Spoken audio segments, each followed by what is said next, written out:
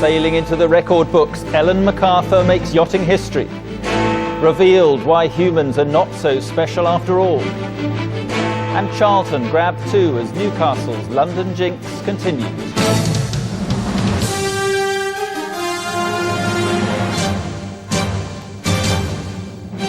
From ITN, the ITV Weekend News with Mark Austin. Good evening. The British yachtswoman Ellen MacArthur tonight completed one of the world's most gruelling races and sailed straight into the record books. At 24, she's the youngest and fastest woman to circumnavigate the globe single-handed. After 94 days, 4 hours and 30 minutes, she came ashore in western France to jubilant scenes. Terry Lloyd is there. 5 miles from the finish and Ellen MacArthur gets her first taste of what's to come. A flotilla of boats surrounds her Kingfisher yacht to start the celebrations and to escort them home. With 25,000 miles of solo sailing behind her, she crossed the line. At 24 years of age, she'd gone into the record books and her excitement was clear. Ellen's father, beaming with pride, sailed alongside, nursing his daughter back. Now, with the race officially over, she could allow some help on board. Her project team hugged and kissed and then prepared her for the last emotional leg. Hundreds of thousands of well-wishers were waiting to cheer her in. France has taken this newest heroine to heart. We came alongside her amid a fanfare of ships' klaxons and clapping. It was a Frenchman who actually won the Vendée Globe race 24 hours ago. But more people have turned out tonight to give Ellen MacArthur a hero's return. It's testament to what the youngest skipper in the race has achieved. Eventually, after 94 days at sea, the boat was docked and Ellen gave her first reaction to being back. The best moment, probably right now.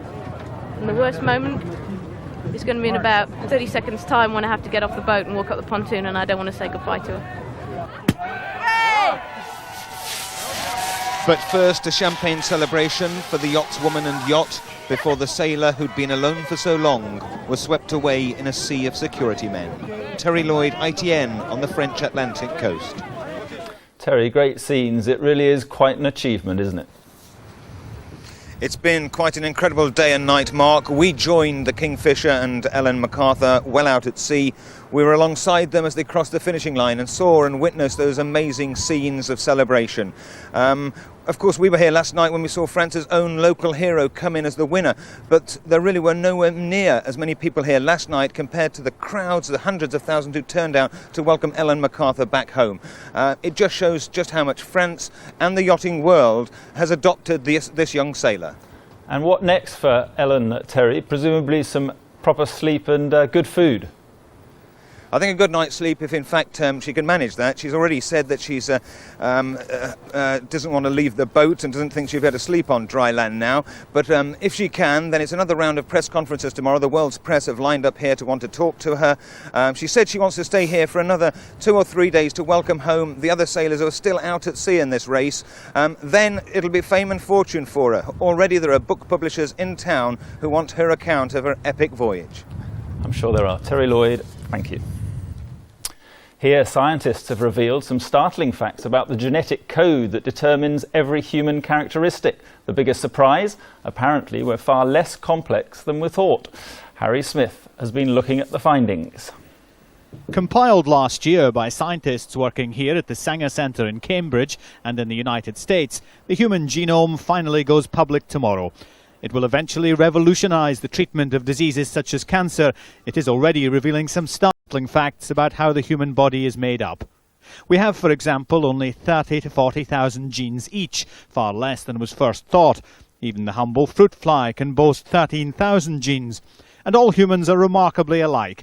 99.8% of our genes are identical. It's the remaining 0.2% which distinguishes one person from another. Scientists describe the genome as a map to our future. Maps themselves are worthless. They allow you to get from A to B, and indeed to find out even what direction to go in, to set out to get to B. That's what maps are about. That's what we're providing. We're making them more and more detailed. Now it's down to the community, the tens of thousands, hundreds of thousands of fertile minds all over the world who are interested in biology, interested in making improvements in medicine, who are going to look at these maps, understand them, and move on.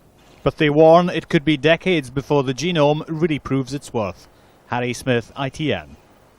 A British man has been arrested in Israel and accused of plotting a bomb attack for the Islamic group Hezbollah. Jihad Schumann was seized on January the 5th and has been interrogated since then. The Foreign Office has demanded that the Israeli authorities either charge or release him. Students who become teachers in subjects where there are shortages could have their debts paid off by the government. A new scheme puts education at the top of Labour's priorities for the general election campaign. The Conservatives are concentrating their efforts on tax. Lauren Taylor has the details. Every year, thousands of teachers leave the profession. The government hopes its latest proposal will encourage more to stay, especially in key subjects where there are shortages.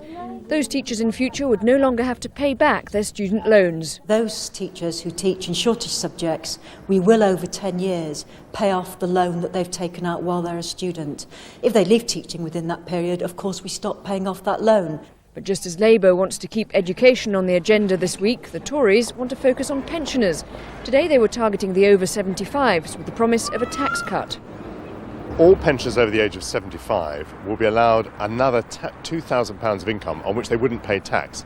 And that actually means that about 400,000 pensioners over 75 wouldn't have to pay any income tax at all. All this is, of course, linked to the election. Today the Liberal Democrats held a strategy meeting for that and even planned logistics for the possibility that it might be as early as April. Tomorrow the